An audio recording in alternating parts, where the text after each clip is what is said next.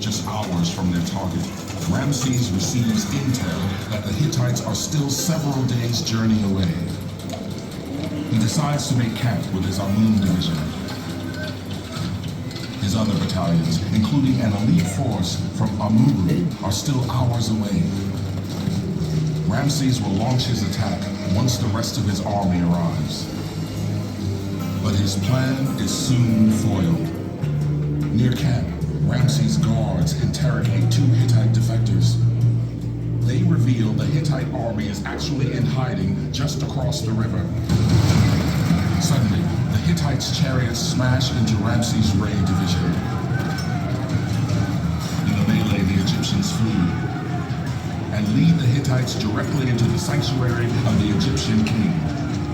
Ramses faces thousands of enemy charioteers.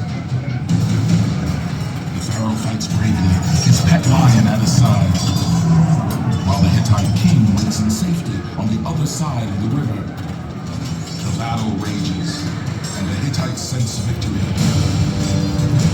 But Ramses' elite warriors arrive, giving their king the power to wage a counterattack. So they flank them. Fury of arrows, the Egyptians force the Hittites back across the river. Ramses himself describes the scene. I made them plunge into the water like crocodiles. Those who fell down did not rise.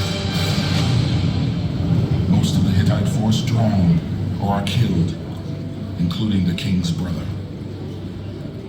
The Hittite king calls for a truce.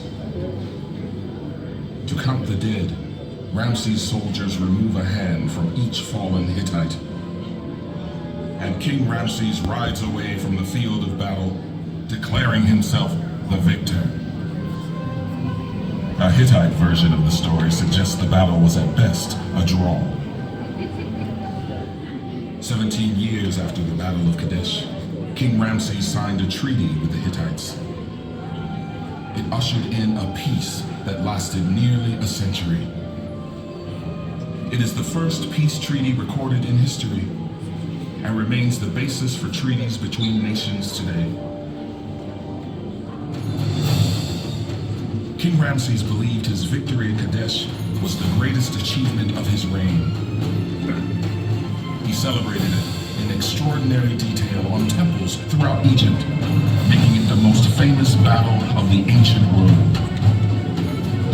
In the Pharaoh's own words, I found the enemy chariots scattering before my forces. I slaughtered them at my will.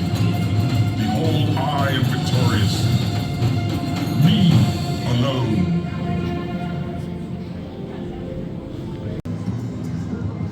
The majority of animal mummies we have from ancient Egypt are votive of, and of course a blood sacrifice is a greater investment.